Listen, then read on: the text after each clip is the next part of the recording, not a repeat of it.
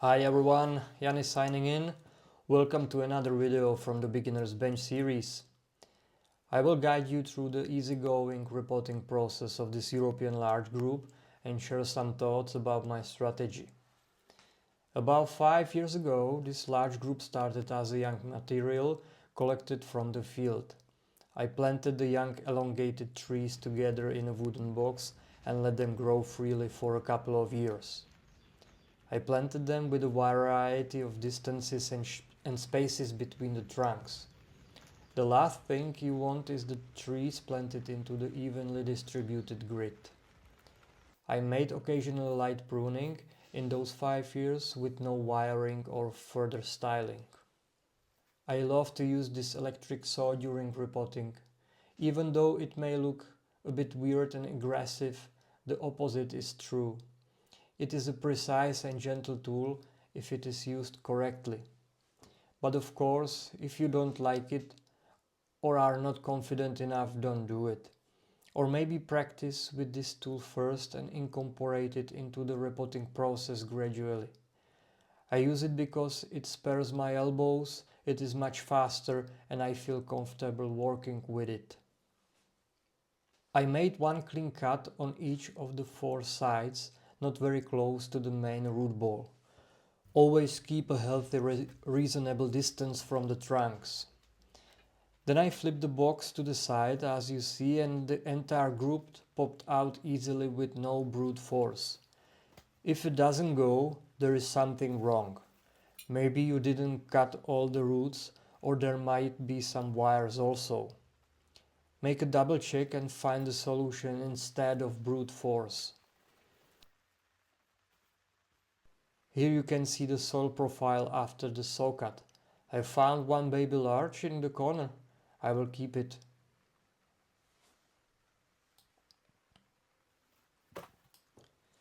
Once I have the compact root ball on the turntable, I always start removing the surface layer first. No aggression, no rush. Gentle and organized cleanup of the first surface layer. This is how the root ball looks after the first surface cleanup. Plenty of healthy roots, no issues.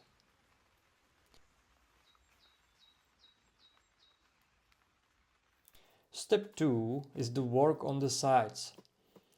I gently loosen up the sides of the root ball and reach closer to the trunks.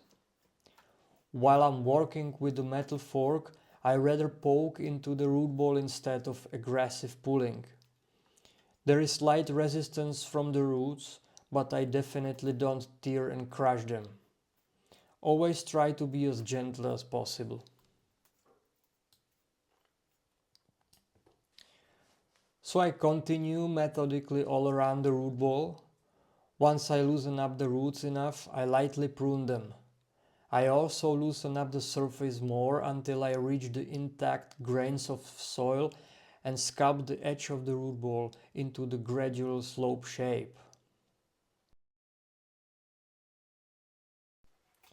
Now I flip the group on the side and support it with the wooden prop in order to hold the root ball in the ideal perpendicular position. If you work on a soft bark tree species, the good idea is to put some rock underneath to protect the bark. This is how the bottom looks fresh out of the wooden box. No root aphids, no root rot, just healthy roots. I started to remove the mat with the fork. It was not super solid in this particular case. I gently pruned all the long roots. Then I flipped the group to the opposite side and made the same operation on the other side. Last touches on the final pruned bottom. Now the final touches and cleanup of the sides and surface.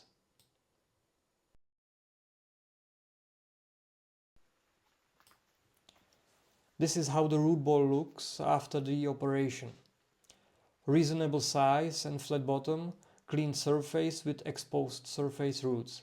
All the roots are loosened up, but the root ball maintains its integrity and shape. In this spot I found a pocket of the native field soil. I clean it up so the roots are a bit more exposed here.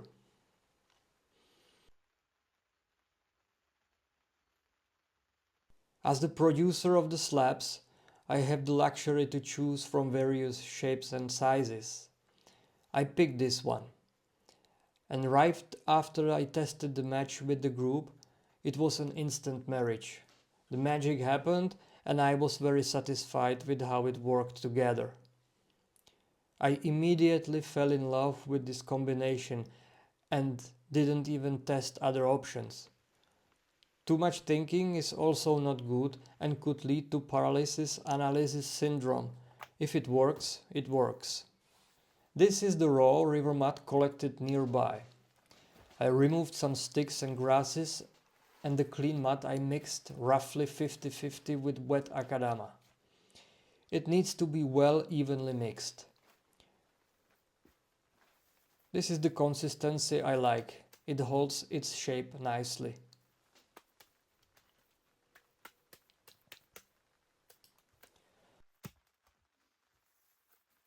I covered the drainage hole with mesh secured with a wire and drilled additional holes for wires in the exact spots where I needed them. Drilling the holes into my slabs is very easy and safe. It will not break.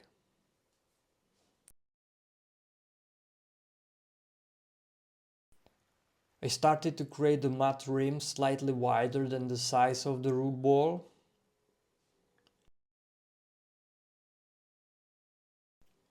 I added a thin layer of a big grain pumice to the floor.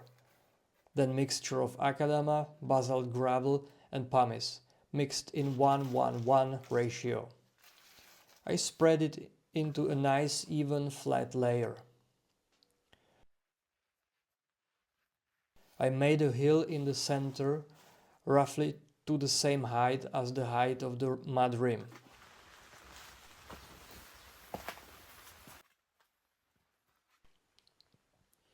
Side to side moves and twists help to accommodate the root ball into the mixture.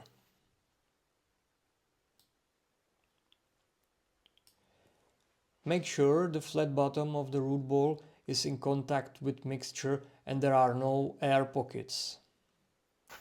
Position checking from all sides. I cut through the mud rim with my wires and prepared them to anchor the root ball to the slab. I cut through the mud rim with my wires and prepared them to anchor the root ball to the slab. So far I have kept them loose.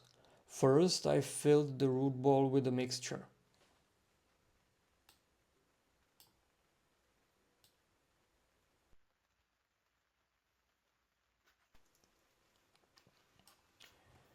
Now I filled the rest of the space with the mixture all around. And chopstick the mixture between the roots and remove all air pockets. I work systematically all around, step by step, until I feel slight resistance. All the empty pockets need to be filled with the mixture. In the next round I started to push the mud rim inwards in order to compress it slightly and shape it into the natural slope.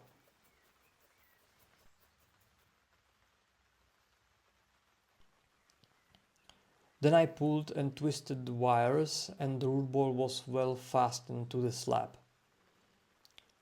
Some sculpting and final touches of the mud rim into a more natural and visually pleasing shape. I pushed several vertical fissures into the mud in order to mimic the look of the erosion.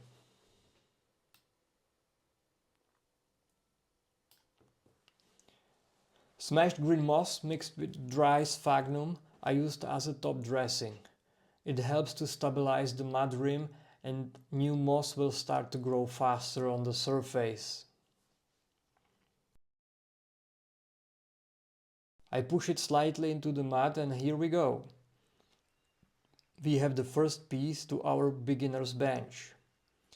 Even though it was created from a young material and no wiring was involved, thanks to its size and elongated silhouette in combo with a high-end slab, The final result looks quite authentic and aesthetically pleasing right from the start, at least to my eyes. If you don't know how to wire and style the trees yet, this might be a cool approach for you. You can create something that will impress your friends and family, and hopefully they will appreciate your bonsai passion. Anyway, have a good time with your creations. Thanks for watching and bye for now. Yanni signing off. Bye bye.